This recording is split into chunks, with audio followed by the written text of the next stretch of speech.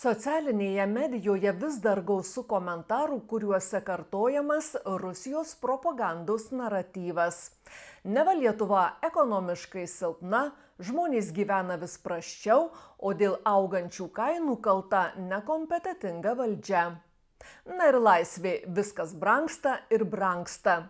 Jau ir Šveicariją pralenkėme su kainomis. Pasauliui gresia krizė, kokios dar nebuvo istorijoje. Prezidento neturim, premjerės neturim, tuoj baigsis kuro rezervas, sustos gamyba. Tokių ir daugybė panašių komentarų gausu socialinėje medijoje. Tačiau ekonominiai rodikliai rodo visai kitokį vaizdą. Lietuva per pastaruosius metus demonstravo nuoseklų augimą. Tai rodo, kad šalies ekonomika nesilpnėja, o prisitaiko ir stiprėja, nepaisant tarptautinių iššūkių. Finansų ministerijos pranešimu 2026 metais numatoma kiek spartesnė, apie 3 procentus siekianti šalies ūkio plėtra. Infliacija padidės iki 3,7 procento, nedarbo lygis turėtų sumažėti apie 6,8 procento, o atlyginimų augimas sieks beveik 8 procentus. Mes visas šitas krizės, kiek buvo iki dabar, 2009, net ir tą koronos krizę ir visas kitas, pakankamai praėjom taip banguotai, aišku, pasitemti reikėjo, bet praėjom, be didelių kritimų, todėl, kad eksportuojam į Europą. O Europoje vis tiek gana stabilumas yra didelis, per visą Europą palyginus. Vieni pakrinta, viena rinka, kita padidėja, tai tas tikrai didžiulis pliusas šaliai ir visiems verslam, kuo daugiau turėti eksporto ir kuo į platesnės rinkas. Nebūti tik tai viduje susikoncentravus. Rusiją pamiršti, išbraukti iš savo gyvenimo ir tik tai matyti kaip tikrai tokį pavojingą kaimyną, kuris gal kada ateis į protą, bet dabar tikrai ne. Po pandemijos ir prasidėjus karui Ukrainoje išaugo infliacija. Ar aukštos kainos Lietuvoje yra vien tik valdžios nekompetencijos pasekmė? Infliacija tai yra paslėptas mokestis. Mes mokam PVM, mokam akcizus, o infliacija tai yra dar vienas mokestis, kurį mes mokam valdžiai. Nes kaip jinai vyksta? Valdžia tiesiog spausdina pinigų. Pinigai nieko nepadengti, popierius. Ir jie paima paspausdą į rinką pinigų, padalina kaip ir visiems tų prispausdintų naujų pinigų, bet tokiu pačiu metu praskydžia būsius pinigus ir padaro infliaciją. Reiškia, tai yra mokestis. Nieko kito, tik tai mokestis. Ir kadangi vis tiek šiek tiek mes čia gyvenam demokratiją ir populizmas eina labai šalia, laimi ta partija, kuri pažada, kad visi gyvens labai gerai ir duoda tų pinigėlių, tai ta partija, kuri paspausdina, arba tas momentas ir duoda tų pinigėlių, jie yra geri, o kad po to ateis infliacijos banga, kas buvo po koronos atspausdinus daug pinigų, dabar turime infliaciją.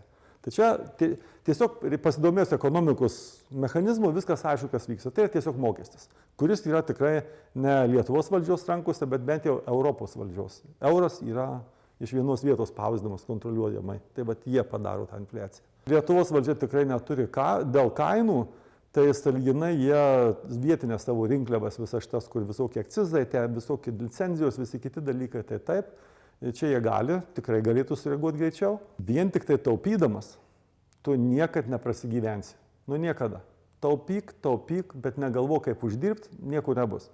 Pirmas mąstymas turi galvoti kaip uždirbti. O kai tu jau uždirbi, pradedi uždirbėti, tada taupyk. Tai vien tik tai taupydami mokesčius, karpydami, naikindami mokesčius, nieko nepasieksim. Pasiektume, jeigu tos mokesčius netaškytume į kairę ir į dešinę, o protingiau naudotume, pasiektume.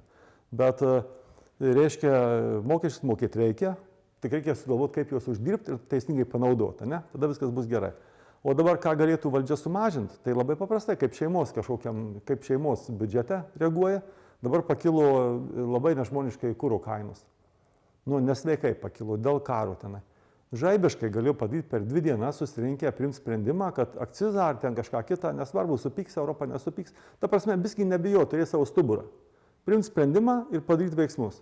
Ir viskas. Tai va, tie tokie, kurie iššokantys iš konteksto mokesčiai, mano manimu, juos reikėtų mažinti. Dažnai girdime argumentą, kad artimesni santykiai su Rusija užtikrintų pigesnį kurą ir mažesnes sąskaitas. Tačiau priklausomybė nuo vieno tiekėjo reiškia nestabilumą, o pažeidžiamumą. Viena yra rusų propaganda, ką jie nori pateikti ir daug metų sistemingai teikia. Ir ta propaganda dviem kryptim. Viena mums, vakariečiam paklausyti, kita dar Rusijos žmonėm. Kaip pas mus blogai, kokį mes jiem esam prieš. Tai čia ta tema begalinė, tai jūs galbūt nelabai, nežinau, ar ir išvystysi.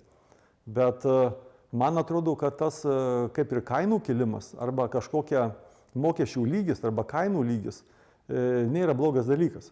Jeigu pažiūrėsim į šalis, kuriuose dideli mokesčiai, paimkim Skandinaviją, mokesčiai dideli, kainos didelis, Japonija, bet žmonės gerai gyvena. Socialinė struktūra gera, apsauga socialinė gera, reiškia įsilavinimas geras, teisingas, nebutaforinis. Kai pasižiūrėjus į Skandinaviją, į Japoniją, į kitus, kur didžiuliai mokesčiai, Liuksemburgas, bet jie gyvena gerai. Tai mums reikia orientuotis ne į mokesčių mažinimą, bet į jų panaudojimą ir į žmonių aprūpinimą. Mes kaip žmonės, kaip visuomenė, žiūrint, nėra kažkur, kur labai maži mokesčiai ir labai gerai gyvena visuomenė.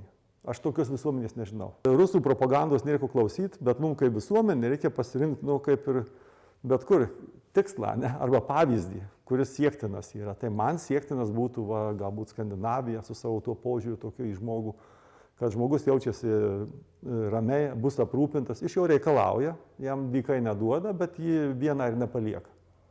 Tai kryptis būtų tokia, kad nebūtinai, kas pigu, tas yra labai gerai, o mokėkim, bet aprūpinkim po to savo piliečius, tom gerybėm, kurios iš tų mokesčių turi grįžti atgal.